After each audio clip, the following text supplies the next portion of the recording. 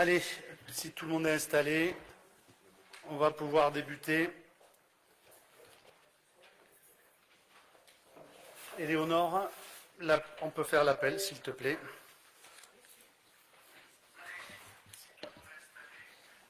Marie-Josée Allen. Éléonore Barthes présente. Bruno Berregaray. Pierre Bertorello. Philippe Bory. Carlos Bicot. Présent. Pascal Bousquet. Sybille Cazot. Jean-Luc Chabozy. Maurice Combe. Philippe Coste. Claudine Dallery. Joël Dolic. Florent Veillard. Hervé Fauné-Fayas. Retardé certainement. Sandrine Fuster. Retardé, je pense. Laurent Guerre. Elisa Jouffreau. Fabienne Joyeux. Bruno Maury. Elisabeth Michaud. Philippe Plantade. Romuald Ponce. Didier Robert absent a donné pouvoir à Philippe Coste. Alain Roux absent a donné pouvoir à Jean-Luc Chabozy. Arnaud Sigu. C'est Véronique Vidalin absente a donné pouvoir à Pierre Bertorello. Nathalie Velopoulet absente a donné pouvoir à Pascal Bousquet. Et Valérie Oued absente a donné pouvoir à Fabienne Joyeux. Très bien. Avant de débuter ce conseil, je souhaiterais que l'ensemble des élus, ensemble, on observe une minute de silence en mémoire de notre agent Nicolas Varano, décédé brutalement la semaine dernière. Il était employé depuis 2008 dans la collectivité en tant qu'agent d'animation au centre de loisirs, où il a laissé un grand vide auprès de ses collègues et amis. Aujourd'hui, nous avons une pensée évidemment émue pour toute sa famille et ses parents. Je vous remercie. Observez une minute de silence.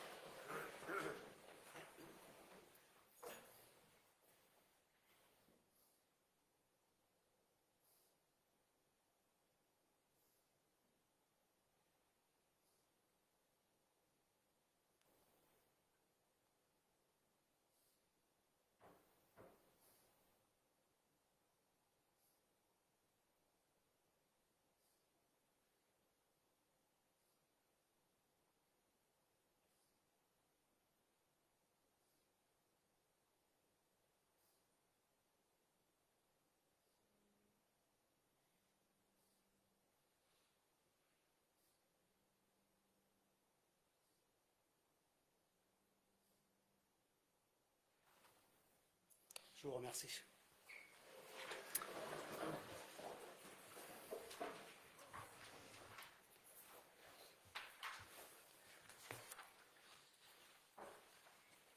Nous passons maintenant donc au conseil municipal. Concernant tout d'abord le procès verbal du 10 février, est-ce qu'il y a des questions ou pas? Nous n'avons pas eu de retour, donc c'est que tout allait bien. A priori, on n'a pas de remarques particulières à ajouter. Oui, on n'en a pas reçu. Oui. Concernant, j'en ai pas envoyé, donc c'est qu'il n'y en a pas.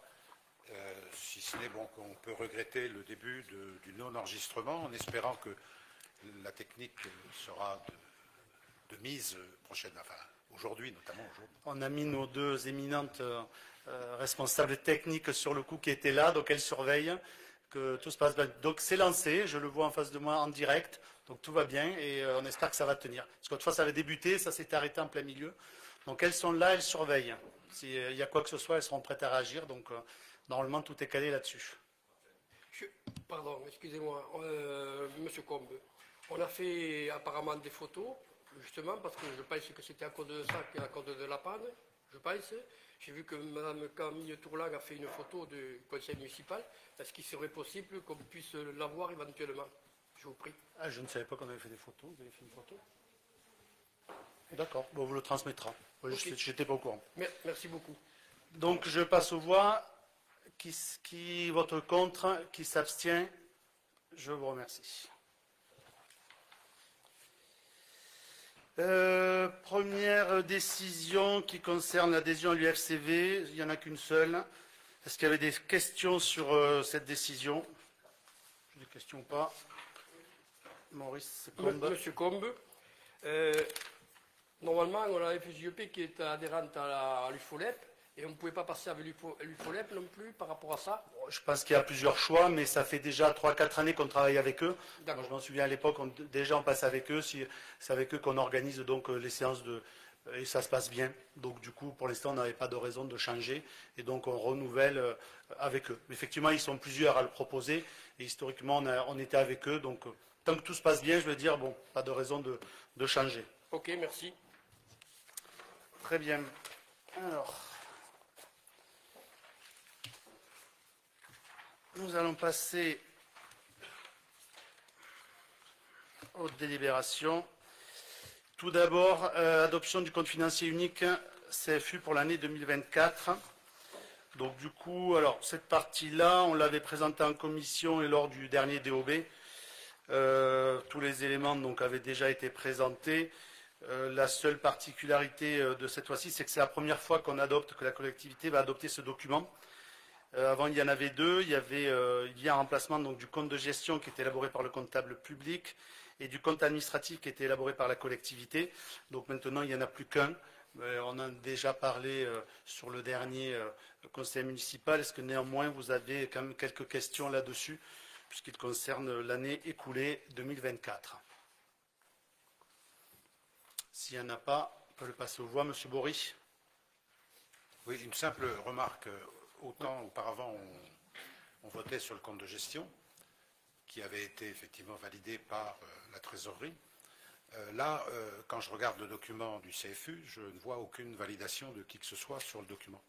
Donc, question, qu'en est-il dans cette nouvelle procédure? Est-ce que c'est fait? Est-ce que ça va être fait? Quand ce sera fait? C'était une question par rapport à la nouvelle méthode.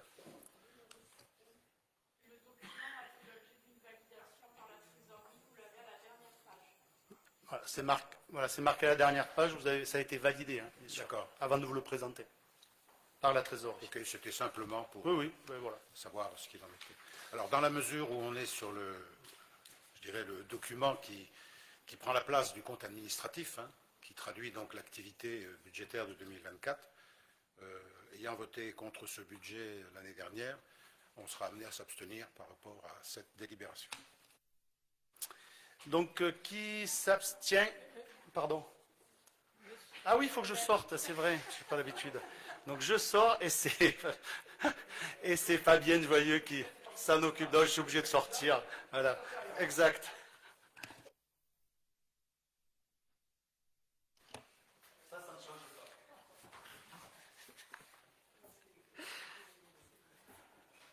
Bon, monsieur le maire a quitté la salle. Nous allons procéder donc au vote. Qui s'abstient? Très bien. Qui est contre? Parfait. Bien, écoutez, merci. On peut faire revenir monsieur le maire.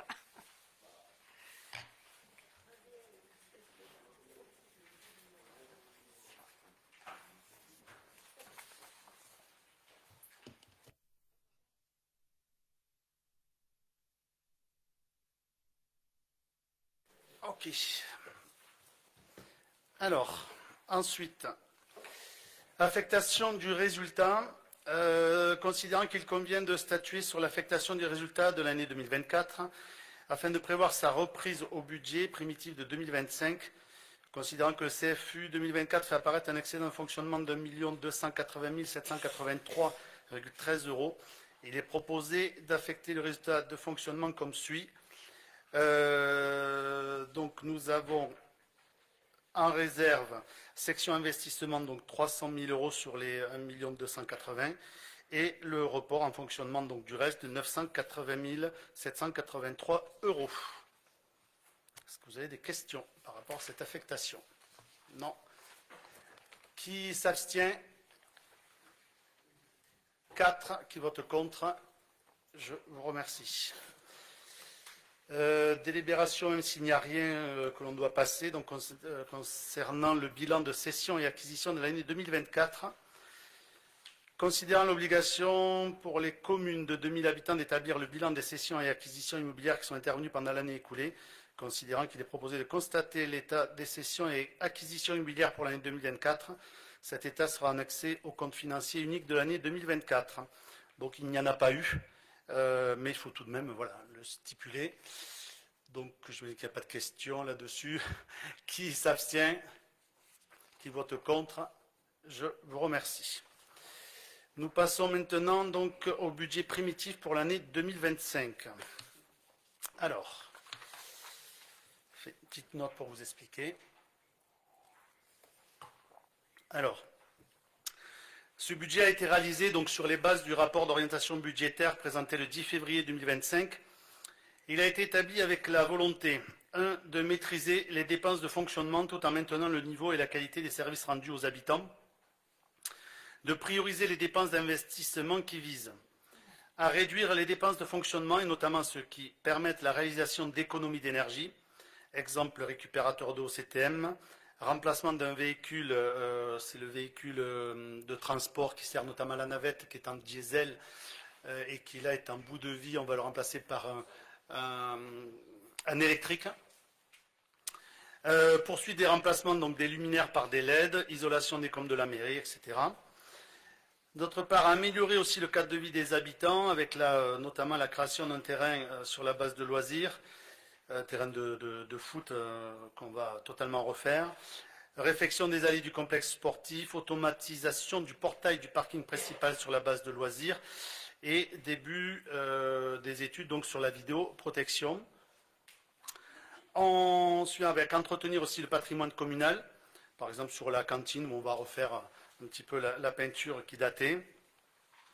Faciliter aussi l'exercice des missions des agents publics avec l'acquisition notamment d'une tondeuse toute neuve avec la remorque de transport pour éviter qu'elle ne s'abîme trop vite par exemple. L'acquisition d'un logiciel pour la gestion du cimetière ou encore d'une autolaveuse. Ça, c'était pour les grandes lignes de ce budget. En section de fonctionnement, donc la section de fonctionnement permet à notre collectivité d'assurer le quotidien. Elle regroupe l'ensemble des dépenses et des recettes nécessaires au fonctionnement courant et récurrent des services communaux. Cette année, évidemment, il a fallu prendre en compte les nouvelles contraintes imposées par la loi de finances. Pour Bruguière, c'est, je le rappelle, plus de 100 000 € de dépenses supplémentaires, l'équivalent à peu près de 3 temps pleins, avec notamment le DILICO, on en parlera plus tard, ou les hausses des cotisations CNRACL. Pour notre commune, au niveau des dépenses, elles atteignent un montant donc de 10 104 720. Donc vous avez eu le détail. Pour revenir un peu dessus sur les plus gros, on va dire que les principales dépenses concernent notamment la masse salariale pour un montant de 5 593 419 €. C'est une augmentation de 5% qui s'explique, je viens de le dire, par la hausse de la CNRACL, plus 67 000 €. Le glissement vieillesse aussi, qui nous donne effectivement cette augmentation de 5%. Sur les dépenses à caractère général, le chapitre 11, pour un montant de 2 117 348, il a été effectivement nécessaire, pour contenir les dépenses, il a été nécessaire d'opérer des diminutions des crédits alloués lorsque cela a été possible. Exemple, optimisation de l'impression du bulletin municipal. Néanmoins, des dépenses supplémentaires sont nécessaires pour faire face à l'augmentation de certains tarifs, comme ceux de prestataires de sécurité ou maintenance informatique, ou de prestations exceptionnelles, comme le recours à un assistant maîtrise d'ouvrage, notamment pour le renouvellement des contrats d'assurance, qui sont de plus en plus compliqués. Les autres charges de gestion courante, notamment le chapitre 65, pour un montant de 619 000 €. Par rapport au CA 2024, on est à plus 16%, mais là, il s'agit effectivement d'un report comptable qui était avant dans le chapitre 11.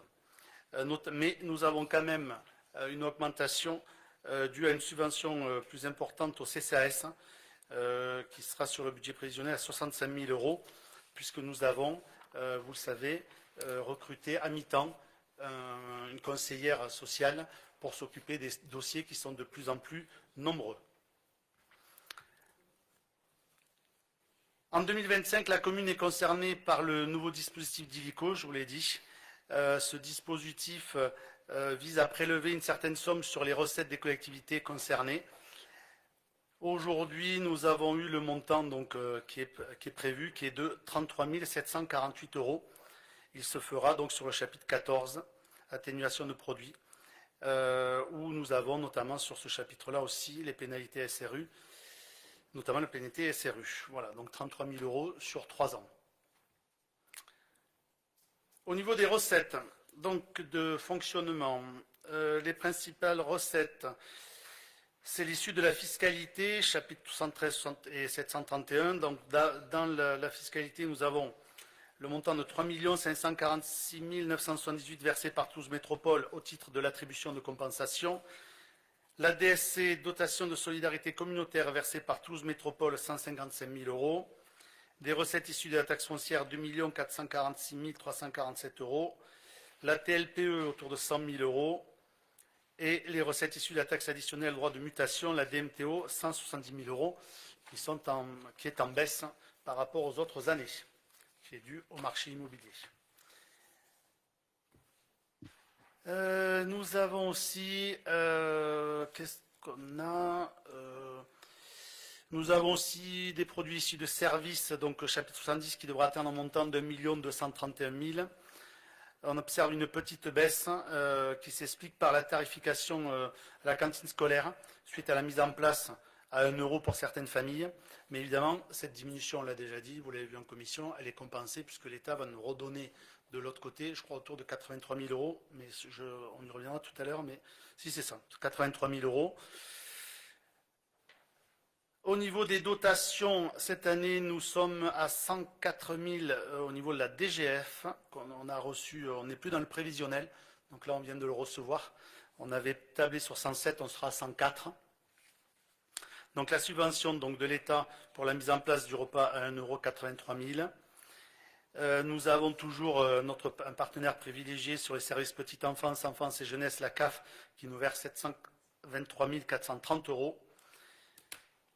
Au niveau de la fiscalité, les taux resteront identiques à ceux de l'an dernier, à savoir une taxe foncière sur les propriétés bâties à 39,42%, taxe foncière sur les propriétés non bâties 71,21%, la taxe d'habitation sur les résidences secondaires et autres meublés non affectés à la résidence principale à 7,22%. Et concernant les tarifs, ces derniers ne feront pas l'objet d'aucune évolution, puisqu'en effet, l'étude des coûts des services et la répartition entre mairies et usagers n'a pas fait ressortir une nécessité d'augmentation. On respecte ce qu'on avait établi il y a quelque temps. Voilà pour la partie fonctionnement. En investissement, la section investissement est liée donc au projet de la ville à moyen et long terme. Elle concerne des actions, dépenses ou recettes qui modifient le patrimoine de la collectivité. Donc au niveau des dépenses d'investissement, on va dire réelles, donc on a toujours évidemment au SDEG pour 141 000 euros. On a l'emprunt toujours qui est autour d'aujourd'hui de 400 000 euros. Et après, je l'ai évoqué en introduction sur les investissements réels, on est sur 714 000 euros. Où je reprends, enfin voilà, je l'ai dit au tout début, on a entre autres, je ne vous cite pas tout, mais entre autres automatisation du portail de parking, la création du terrain, réfection du terrain des tennis extérieurs, un pont à la base de loisirs, l'installation de nouvelles alarmes à l'école des Mésanges et Bruyères Cantine. Qu'est-ce qu'on a? L'isolation école de la mairie, le remplacement des luminaires au dojo, le minibus électrique, voilà, je vous l'ai dit, un système de son et vidéo à la salle du lac, la vidéoprotection, je vous l'ai dit. Voilà, entre autres, on a prévu ça. Au niveau du chapitre 20, la collectivité devra payer un reste réalisé de 3 250 euros pour le logiciel acquis en 2024 pour le portail famille. De plus, est prévu l'acquisition d'un logiciel de 6 000 euros pour la gestion du cimetière qui était demandé depuis un moment. Et puis là, ça devient de plus en plus compliqué, donc on a décidé de le passer cette année. Par ailleurs, la commune terminera de payer les 2 projets scolaires pour un montant de 212 000 euros. Au niveau des recettes, les principales recettes, bon, vous le connaissez maintenant, sont les dotations et fonds divers et réserves, chapitre 10, qui comprennent la FCTVA à 149 000 euros.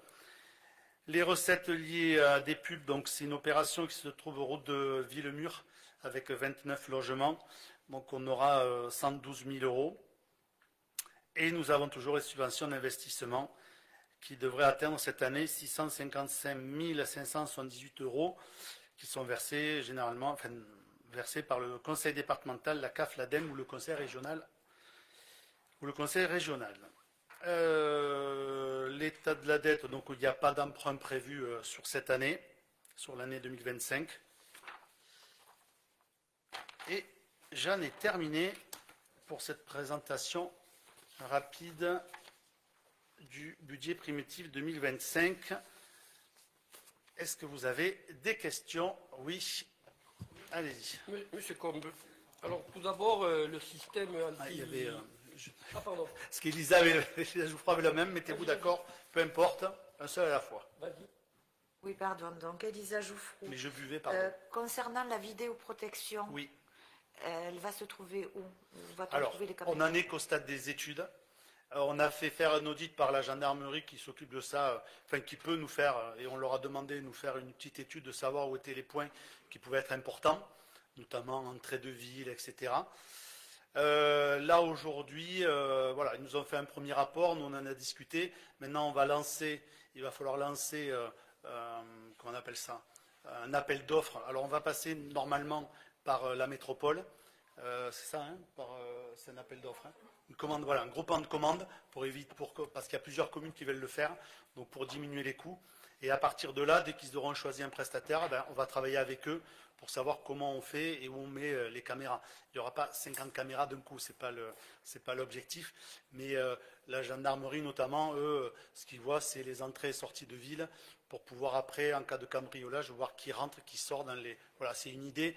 Pour eux, après nous, on verra sur les points un peu plus compliqués, et ça on le verra vraiment dans un second temps dès qu'on aura le nom de l'entreprise. Voilà, donc pour l'instant on n'a pas défini quoi. Mais on peut imaginer le Bascala, Xeraco, les avenues principales, les choses comme ça où ça roule, voilà, où on peut observer parfois des incivilités. Pardon, Monsieur Combe maintenant alors. Oui. Monsieur Combe, alors le système anti-pigeon sur la mairie, c'est vrai que quand on a visité, c'est vraiment, il y a un besoin important. Le problème, est-ce qu'on le règle uniquement pour empêcher qu'ils viennent sur la mairie et ils s'en vont ailleurs? Donc c'est ça que je pose la question, pour savoir éventuellement si on empêche éventuellement, mais si en plus on fait autre chose pour empêcher que les pigeons... Ouais, on en avait effectivement parlé. Voilà, l'idée, c'est effectivement, il y a deux options, hein, on en a parlé avec les services techniques, mais là, il y a une option, alors je ne sais plus comment ils vont faire au niveau du toit pour qu'ils ne se mettent plus dessus. Et après, il y a un travail qui peut être mené après avec alors, des pigeonniers exprès, je ne sais plus comment on appelle ça, pour pas qu'ils se reproduisent. Enfin, je ne sais plus, les œufs, pour ramasser les œufs, voilà. Parce qu'il y a ce travail-là, c'est pas juste de les prendre et de leur dire allez à côté, c'est aussi de faire un travail là-dessus où le but c'est pas juste de les enlever de la mairie et de les envoyer sur le toit de l'église. Parce qu'on aura le même problème. Non mais bien sûr. Mais d'abord dans un premier temps, il faut déjà faire ça et après je pense que ça va être un travail au long cours pour nos amis pigeons qui voilà. Ensuite, parce qu'on a parlé des caméras, j'aimerais savoir, parce qu'on en a ici sur Pardon, la j'ai mairie. pas entendu le début, pardon moi aussi. Sur les caméras, on en a ici sur la mairie, Oui. on en a au Bascala. Oui. Elles sont en fonctionnement normalement, ceux-là ou non? Alors, il n'y a pas eu trop de maintenance dessus, donc celle du Bascala extérieur, d'intérieur fonctionne, extérieur pas trop. D'accord. Et celle de la mairie fonctionne, mais en fait c'est un balayage qu'elle fait, et donc il suffit que vous ne tombez pas au moment où le balayage se trouve là. Bon voilà, donc c'est pour ça qu'on revoit l'intégralité. On va pas s'appuyer sur elle, on va vraiment revoir l'intégralité. D'accord. Ensuite, j'ai remarqué dans les documents, là, au numéro 10 556, il y a études et recherches, il y en a pour 26 860. C'est quoi? Alors, j'ai pas le détail sur Attendez, les deux, mais ça doit être...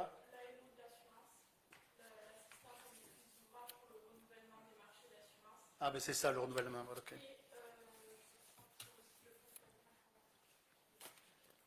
Donc, deux choses. Éventuellement, vous me le ferez passer. Vous voulez quoi? Vous me le direz éventuellement? Oui, bien sûr, ah oui, non, il n'y a pas de souci là-dessus. Ça, on vous le fera passer. Mais pour l'instant, on part donc sur justement l'aide, l'AMO sur les assurances et le prestataire, donc on a changé informatique. Oui. Ah, c'est pas celui-là? Mais sur l'informatique. Bon, on vous le fera passer. Oui, oui, d'accord. Sur les frais divers, au numéro 2789, il y en a pour 14 700 €. C'est quoi? Donc en frais divers, on met quoi dedans? On regarde, parce que là, il y a des lignes, il y en a. Hein. Ok.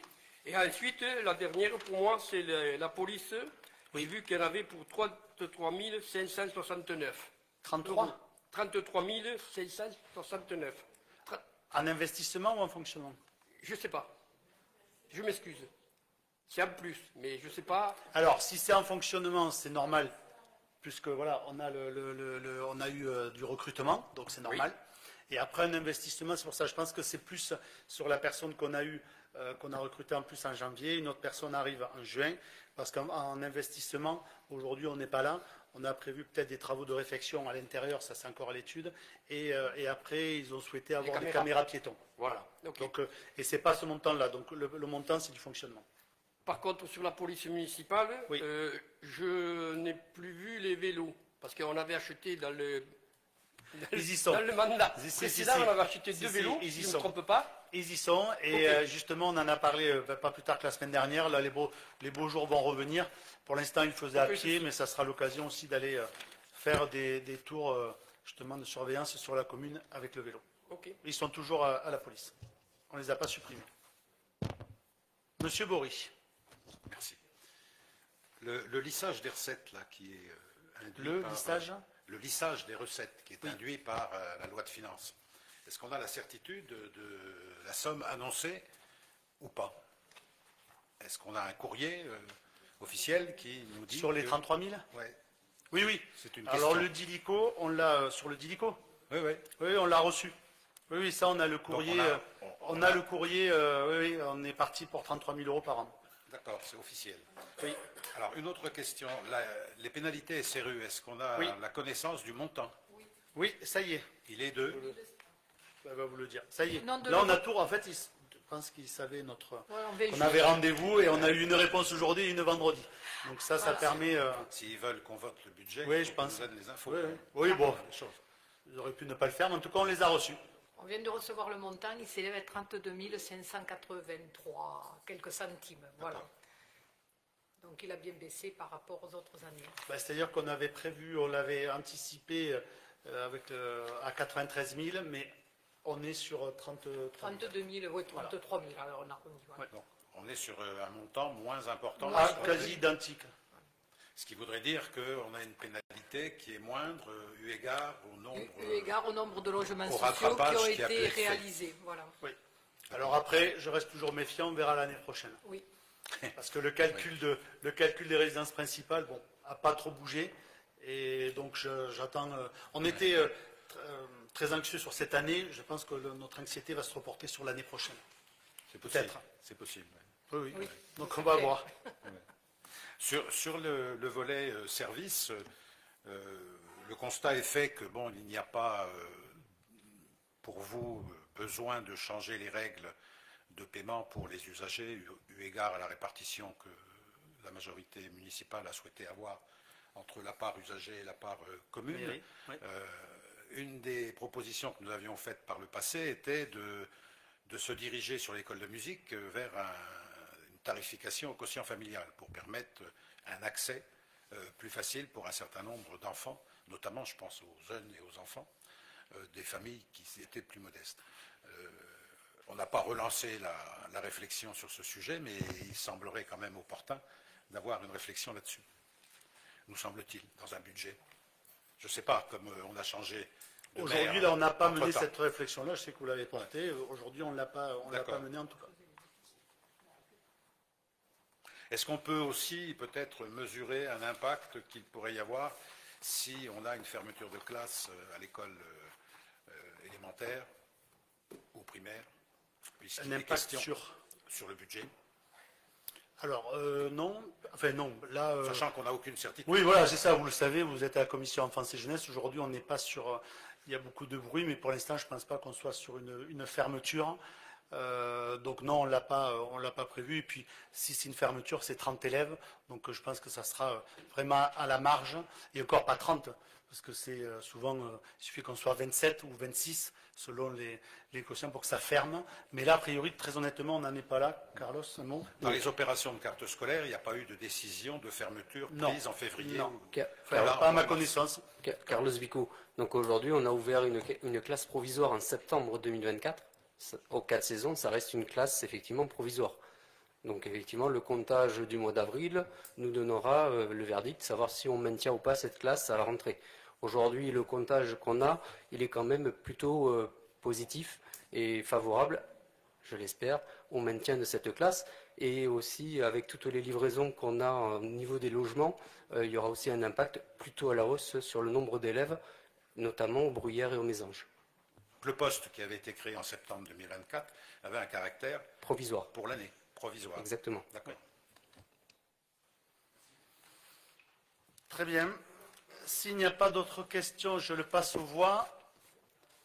Qui s'abstient? 5. Qui vote contre? Je vous remercie.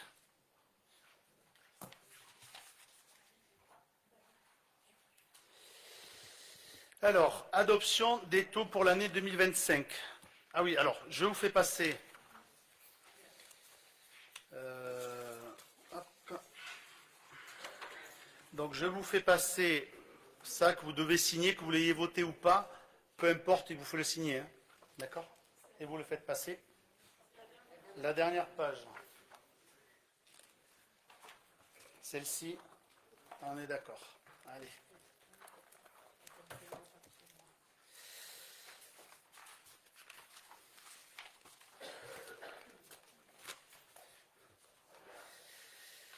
Alors, cette fois-ci pour les taux pour l'année 2025, je l'ai évoqué, mais là on va les voter, enfin, on le passe en délibération. Donc il est proposé au conseil municipal de maintenir les taux d'imposition en 2025 par rapport à 2024 pour les taxes foncières sur les propriétés bâties, pour les propriétés non bâties, pour la taxe d'habitation sur les résidences secondaires et autres locaux meublés non affectés à la résidence principale.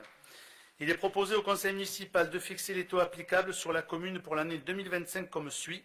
Taxe foncière sur les propriétés bâties 39,42. Taxe foncière sur les propriétés non bâties 71,21. Taxe d'habitation sur les résidences secondaires et autres locaux meublés non affectés à la résidence principale 7,22. Donc d'autoriser Monsieur le maire à prendre les mesures nécessaires à l'exécution de la présente délibération.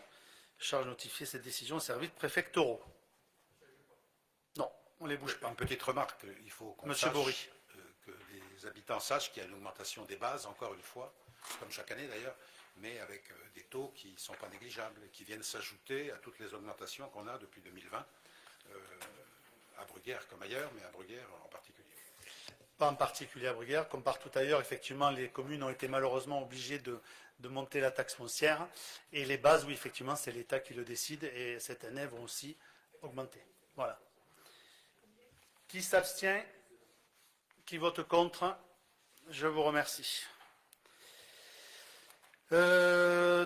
Délibération sur l'attribution d'une subvention de fonctionnement au comité bassin emploi CBE Nord 31.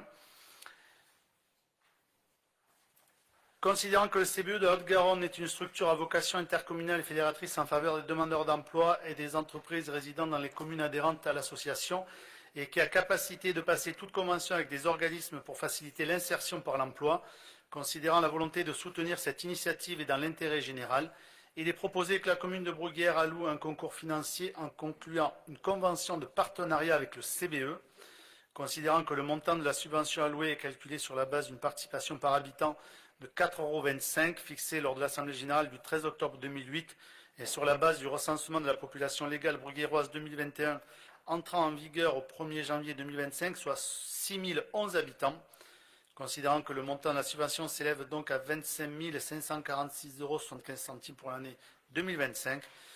Il est proposé au conseil municipal d'approuver la convention et d'autoriser Monsieur le maire à signer cette dernière, d'attribuer une subvention de fonctionnement d'un montant de 25 546 € au CBE et de dire que les crédits sont prévus au chapitre 65 du budget principal 2025.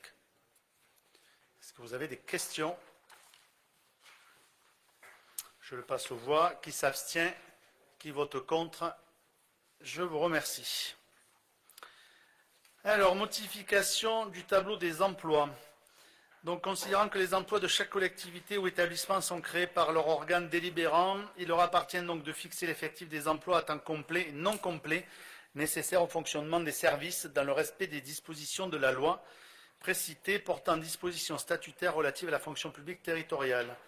Considérant l'obligation de mettre à jour le tableau des emplois en cas de modification, de création, de suppression ou de modification de la durée hebdomadaire du poste, considérant que la promotion interne suite à l'inscription sur liste d'aptitude, c'est-à-dire le changement de catégorie d'un agent fonctionnaire, implique la modification du tableau des emplois de la collectivité. Il est proposé au conseil municipal la modification suivante. Donc le grade actuel était rédacteur principal première classe, et du coup la personne est passée attachée territoriale, donc dans la promotion interne. Et il est proposé au conseil municipal d'acter la modification du poste comme évoqué ci-dessus, de modifier le tableau des emplois de la collectivité, d'autoriser M. le maire à signer tout document relatif à ce dispositif et de charger l'autorité territoriale de veiller à la bonne exécution de cette délibération qui prend effet à partir de demain, 1er avril. Monsieur Combe. Pardon, Monsieur Combe, on n'a pas besoin de l'avis du comité technique? On l'a pas passé. Oui, on l'a passé. Hein.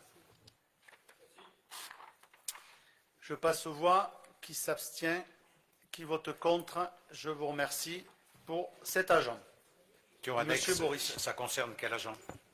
Je peux pas. Je crois pas que je suis. Non, c'est parce que je crois. Oui, je peux pas donner le nom, si. Je vous le transmettrai. Voilà. Pour éviter. C'est pour ça. Sur la délibération, on ne donne pas de nom. Donc Oui, je vous le pas transmettrai. Il n'y a pas de souci. Mais en tout cas, elle vous remercie pour ce passage-là. Vous le Oui, communiquez? non, je n'ai pas signé. Mais je ne signe pas, moi. Non, l'autre fois, j'ai signé, on m'a dit non.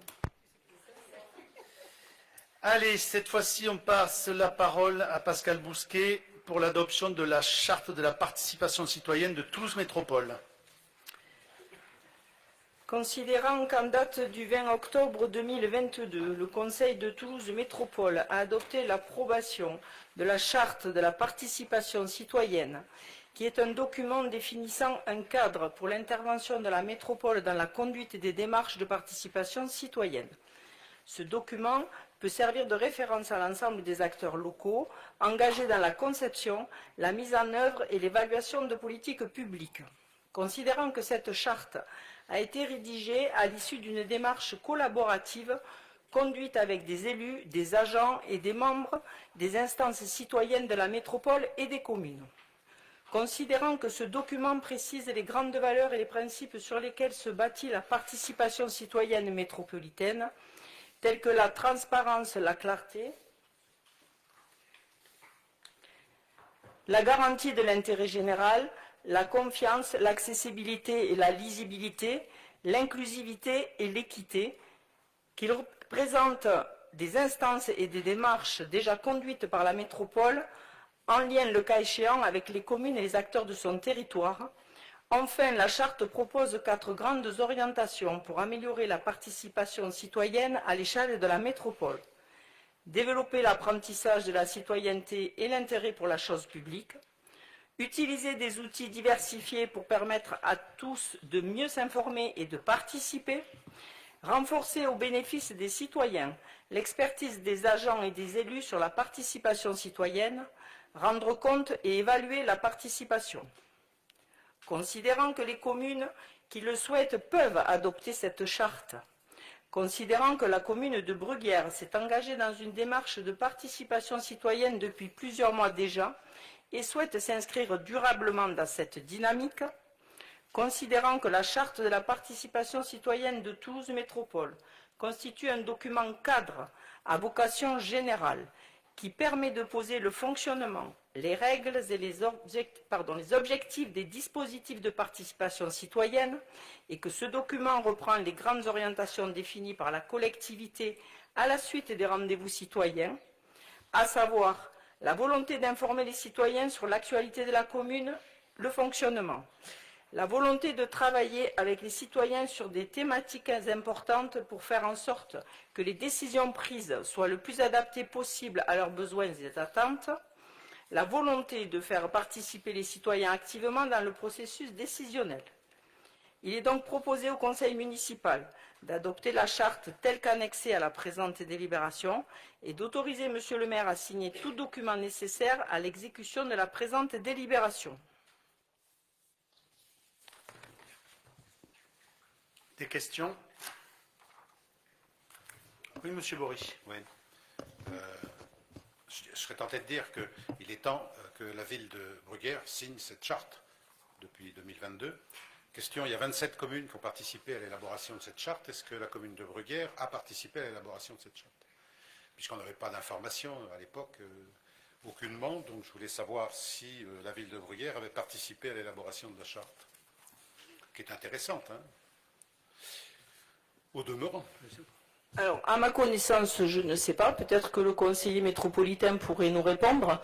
Ce que je sais par contre, c'est que nous, on est activement présents auprès de la métropole, auprès des instances, pour justement faire vivre et évoluer cette charte. Voilà. À ma connaissance. Mais je ne pense pas qu'on ait participé. Non, on n'a pas participé à l'élaboration, mais en tout cas, voilà, on l'a signé aujourd'hui. Voilà, vaut mieux tard que jamais. Oui, en tout cas, on l'a signé. Il est temps. Voilà. Donc c'est une vaut bonne mieux tard chose. que jamais. C'est une bonne chose. Voilà. C'est pour ça qu'on le fait. Merci.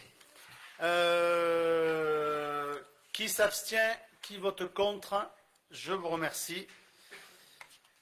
Délibération suivante, signature d'une convention avec le comité toulousain de la Société des membres de la Légion d'honneur, Carlos Bico. Alors, donc cette convention existe déjà, elle est donc renouvelée cette année et prend effet à la date de signature pour une durée d'1 an, renouvelable par tacite reconduction dans la limite de 5 ans. Alors, cette charte, elle permet de sensibiliser aux valeurs républicaines des élèves de CM2, dont vous retrouvez donc tous les détails dans l'annexe. Et la prochaine intervention aura lieu le 25 mai. Donc, il vous est donc proposé d'approuver la convention entre la commune de Bruguière et la SMLH et d'autoriser Monsieur le maire à signer l'édit de convention et tous les documents nécessaires à l'exécution de la présente délibération.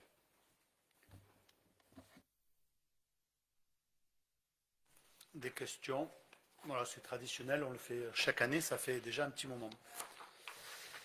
Donc, qui s'abstient? Oui, monsieur Bourges. Non, simplement, je voulais insister sur le fait que, comme il l'est dit dans l'objet de la convention sur le document qui est joint en annexe, on est dans le cadre des consignes nationales de l'éducation nationale, et ça me paraît tout à fait important, effectivement, de travailler sur ces valeurs liées à la place du citoyen dans la République et sur le plan national.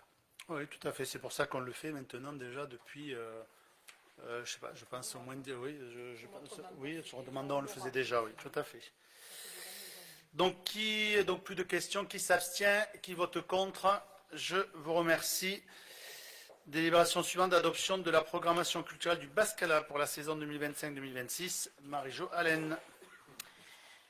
Bien, donc, vu le Code général des collectivités territoriales, vu l'avis de la Commission culture en date du 4 mars 25, pour la saison 25, le Bascala propose la programmation dont vous avez sous les yeux, et je ne vais pas vous le détailler, mais il s'agit de quand même un petit résumé de 6 spectacles pour les dimanches en famille, 5 concerts, dont un concert avec des conférences avec l'association de la Cité de l'Espace, et un autre dans le cadre de la Ville pour tous, spectacle, celui-ci qui est gratuit.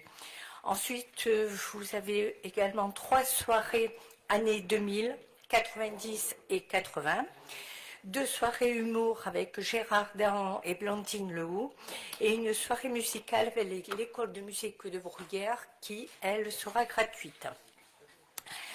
Je voulais signaler une petite particularité dans les tarifs bon plan, là notamment pour les tarifs soirée, où il y a 5 € avec un soft offert, ceci pour encourager la prévention routière. Par ailleurs, il est proposé au conseil municipal que ces tarifs puissent être appliqués à la seconde partie de la programmation qui est en cours de construction sur décision du maire afin de faciliter la commercialisation des spectacles concernés. Il est également proposé d'autoriser Monsieur le maire à prendre des décisions pour fixer les tarifs bon plan. Voilà, si vous avez des questions. Des questions, monsieur Une Bourges. question, c'est par rapport à l'objet de la délibération. Est-ce que l'on vote sur l'autorisation des tarifs ou sur le programme proposé? Alors, sur la programmation et notamment pour donner la possibilité à Monsieur le maire de voter, de valider la seconde partie de la programmation ce qui ne facilite parce que souvent on est obligé d'attendre le conseil municipal pour valider, et ça nous bloquait pour l'ouverture des billetteries. Voilà. Donc c'est aussi les tarifs. Également, bah, forcément. Pas d'autres questions? Je vous remercie. Qui s'abstient? Qui vote contre? Dernière délibération, donc du un peu de SDEG avec Philippe Coste. Un peu de lumière. Avec On la éclaire-nous. Allez, bon, allez.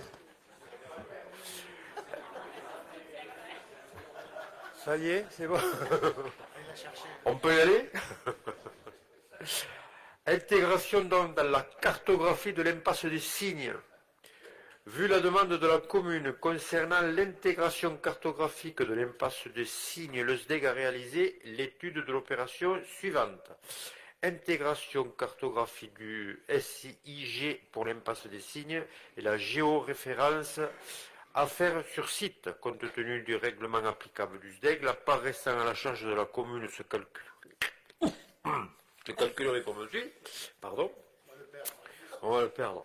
La TVA récupérée par le SDEG, 159 € et la part restant à la charge de la commune, l'estimation à 855 € et le total 1014 € avant de planifier les travaux correspondants, dont le SDEG demande à la commune de s'engager sur sa participation financière, et il est proposé au conseil municipal d'approuver le projet présenté et de couvrir la part restant à la charge de la commune par le biais de fonds de concours, de verser une subvention d'équipement, autre groupement au SDEG, en un versement unique à l'article 204-158 de la section d'investissement. Voilà, ça permettra donc à l'entreprise qui nous fait l'entretien donc de l'éclairage de pouvoir localiser quand il y a des pannes sur notre commune. Voilà. Y a-t-il des questions? Non, c'est bien dommage. Merci d'avoir. Donc j'ai bien éclairé. C'est que tu as bien expliqué. Qui s'abstient? Qui vote contre? Je vous remercie. Nous en avons terminé sur les délibérations. Nous passons aux questions orales. Alors, première question.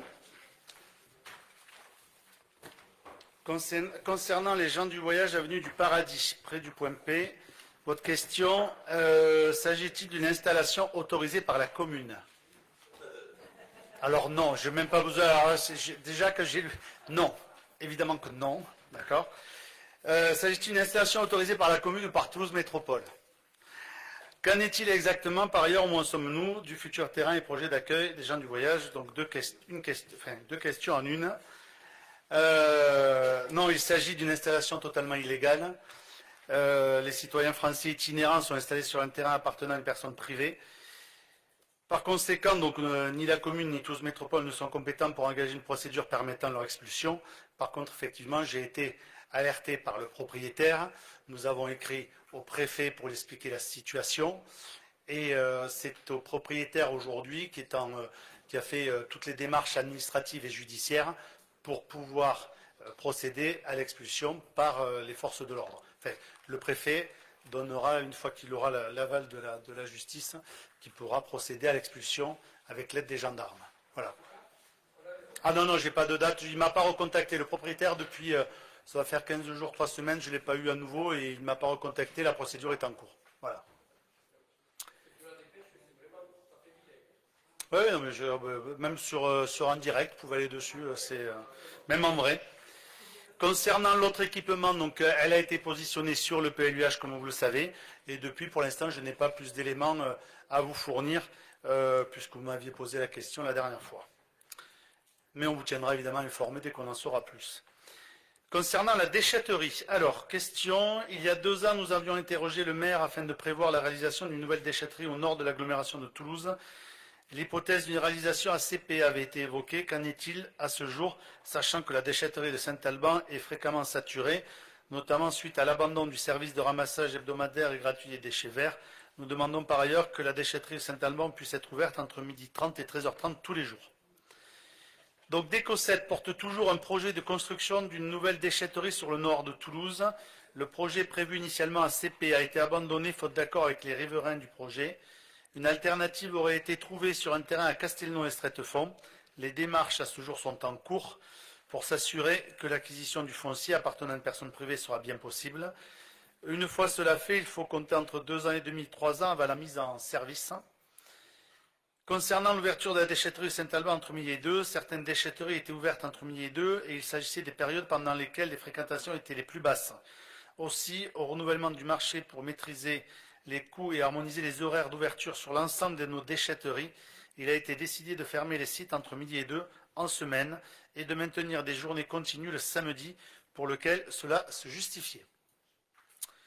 Troisième question, travaux dans le parc du château. Ce sujet a été évoqué lors de la commission des travaux. Le conseil municipal n'a pas été informé de ces travaux. Est-ce bien normal? Merci de faire part de la nature de ces travaux. Donc les travaux projetés sur la zone de Xeraco ont en effet fait l'objet d'un travail en commission. Il s'agit de travaux de voirie qui vont principalement porter sur la création d'un cheminement piéton et la réfection totale du parking. Et les travaux devraient être réalisés fin juin, Monsieur Coste, ou plus tard. Fin mai même. Voilà. Dépôt de matière près du Centaure. De nouveau, nous constatons que le dépôt de matériaux géré par Vinci Autoroute fait l'objet d'une activité importante de concassage de matériaux. Cette activité doit-elle continuer? Les matériaux concernés ne sont-ils pas nocifs et polluants? L'entreprise est en règle avec la réglementation et c'est l'État, la préfecture qui est compétente en la matière. De notre côté, nous avons rencontré l'entreprise Vinci au début du mois de mars. Concernant le concassage, nous leur avons demandé de limiter autant que possible les nuisances. Ils se sont engagés aussi à mettre en œuvre l'arrosage pendant les activités de concassage pour éviter que la poussière, évidemment, s'en aille. Par ailleurs, une étude est en cours chez Eurovia pour analyser la possibilité de rehausser le merlon ou alors de faire des plantations afin de diminuer le désagrément visuel causé par la zone de stockage. Parce que l'autre jour, quand j'ai vu le concassage, le nuage qu'ils ont de poussière avec le vent, il part aussi bien d'un côté que de l'autre. C'est affreux. C'est affreux. Parce que quand c'est le vent d'ouest, ça veut dire que c'est bruyère et que c'est le près en pleine figure. Donc à un moment donné, ils n'étaient pas là. Ils étaient au bord de l'autoroute. Et puis on les a laissés venir là. Et moi je vois qu'on est en train de stocker. J'ai regardé, on stocke du béton en morceaux, ce qui veut dire qu'on va recommencer. Et moi je trouve qu'à un moment donné, donc c'est pour ça qu'éventuellement... C'est pour ça qu'on les a reçus pour effectivement demander à ce qu'ils puissent limiter ce genre de choses et en même temps, dans les conditions, de rajouter de l'eau. Parce que je vous le dis, on fait un signalement à France Environnement. Hein. Nous avons reçu Vinci en début du mois de mars avec le service urbanisme. La première chose, nous aussi dans la commune de Bruguière, nous nous sommes plaintes, puisque c'était des dames, nous nous sommes plaintes justement de ces désagréments que nous avions. Et l'après-midi, au moment où je passais, bien entendu, j'ai vu exactement ce que tu expliques.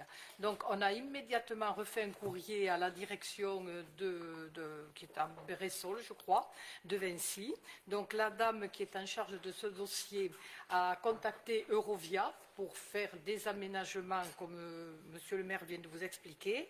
Et à la suite de ça, ils rencontreront Monsieur le maire une nouvelle fois pour nous expliquer ce qu'ils vont faire. Nous, on a déjà demandé à l'époque un rehaussement du merlon. On l'a demandé un peu plus haut parce que comme on domine, c'est vraiment très moche. Hein.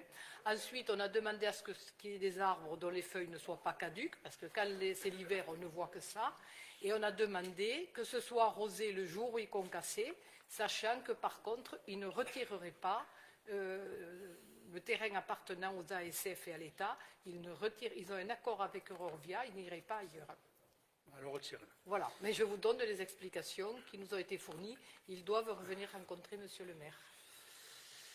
Alors, cinquième question concernant l'accès des résidences nouvellement bâties avenue de Montauban, donc sur la côte.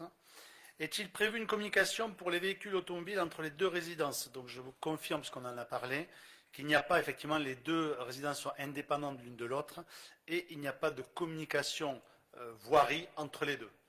Il y aura deux sorties et deux entrées distinctes. voiries sont assez étroites. Donc le croisement est compliqué pour les habitants. Bon, maintenant, la conception a été validée en son temps, y compris par rapport aux accès qui sont peu pratiques.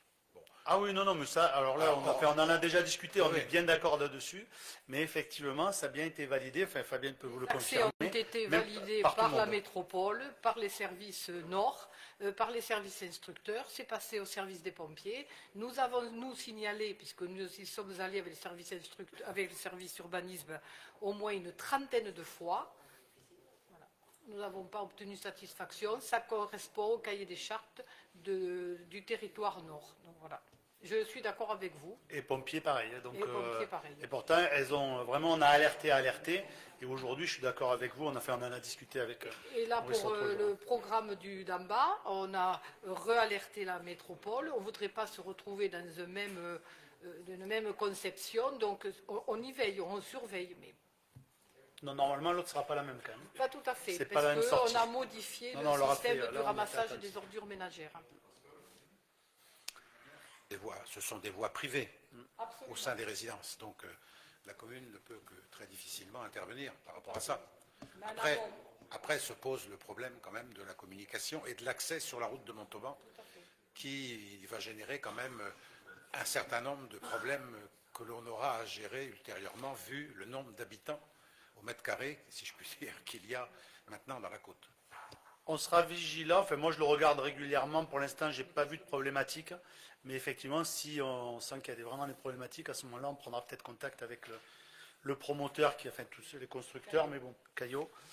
Mais bon, pour l'instant c'est vrai que j'ai pas, je ne sais pas si vous l'avez observé, c'est vrai que quand on veut rentrer c'est compliqué pour les habitants. Non mais on est d'accord, on est bien d'accord. Voilà pour les questions. Oui.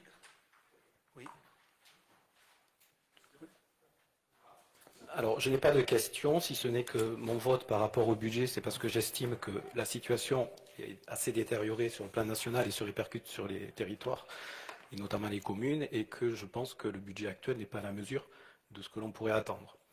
Et ensuite, j'ai une autre information à vous donner, donc je vais lire un petit texte, si vous m'accordez quelques minutes. Mesdames et messieurs les conseillers, il y a un peu plus d'un an, la majorité municipale a connu un événement important, celui de la démission de son maire en exercice. Je ne reviendrai pas sur les circonstances qui ont abouti à ce choix. Depuis, une nouvelle majorité s'est mise en place et je me suis efforcé de remplir au mieux la mission qui m'avait été donnée initialement.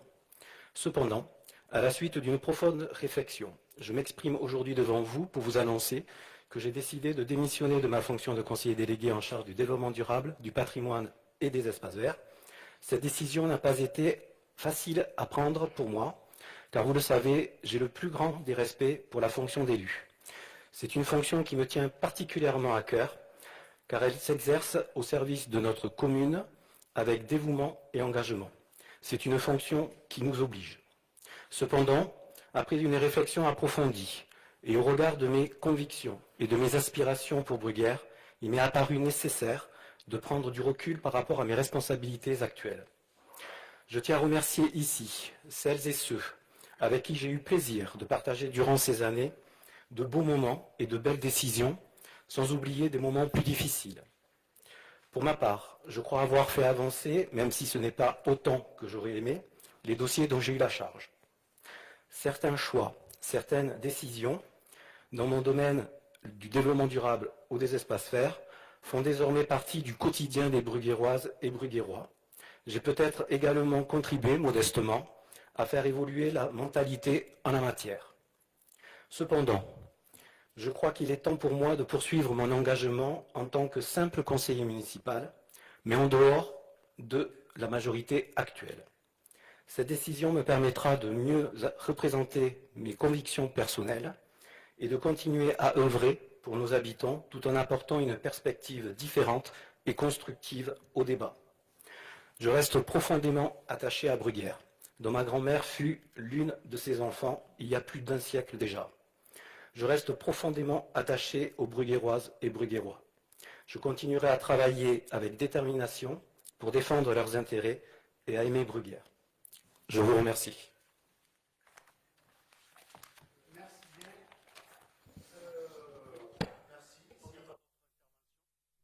S'il n'y a pas d'autres interventions, on va mettre fin à la séance.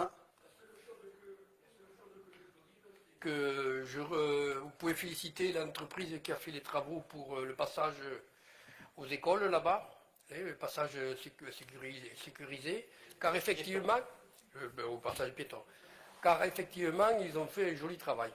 Très bien. C'est pas souvent, mais là, je pas souvent, non. On Non, transmettra. non. On transmettra. Merci, Non. monsieur Boris. Non. Monsieur Combe. Il faut savoir qu'on a mis du goudron rouge, que des fois on met du goudron noir sur Très le bien. vitrage rouge et sur le rouge. Je crois que par rapport à ce que dit Philippe Bory, pour rebondir par rapport à ce que dit Maurice Combe, on a bien fait d'intervenir l'année dernière, ou il y a un peu plus d'1 an, pour que ce 4e passage piéton fasse partie de la réalisation de la voirie, chose qui n'avait pas été prévue initialement. Le coût, à mon avis, de le faire après coup, du coup, on peut dire que le coût doit être plus important. C'est un peu dommage que dans la conception, on ne peut pas penser à tout, mais ceci dit, c'était pas une obligation en plus. Et ça se passait très bien avec 3, mais bon, avec 4 qui peuvent... Si ce passage a été ajouté, c'est pas pour rien. Non, c'est parce que des fois on écoute aussi et qu'on l'a rajouté, parce que ça coûtait pas non plus, voilà. Mais très honnêtement, on pouvait s'en passer. Ceci étant, c'est très bien pour les enfants, il n'y a pas de souci. Voilà, en termes de sécurité, il me semble que c'est améliorer la fréquentation de ce carrefour. Très bien. Alors, c'est juste une précision, c'est pas un passage piéton qui a été décidé pour l'école des 4 saisons. Non. C'est un passage piéton qui permet aux collégiens de traverser la route pour aller prendre le bus. C'est tout. Parce que pour les 4 saisons, ils ont déjà un circuit de passage piéton sur la droite. Et là, c'était uniquement pour traverser pour les collégiens. Voilà, c'est tout. Oui, mais je n'ai pas parlé des 4 au niveau saisons. de la conception, non, vous parlez de la conception de l'école. Donc oui, vous n'étiez pas lié forcément. Voilà. Non, mais le carrefour, c'était quand même un peu lié. Très bien, merci beaucoup. Bonne soirée.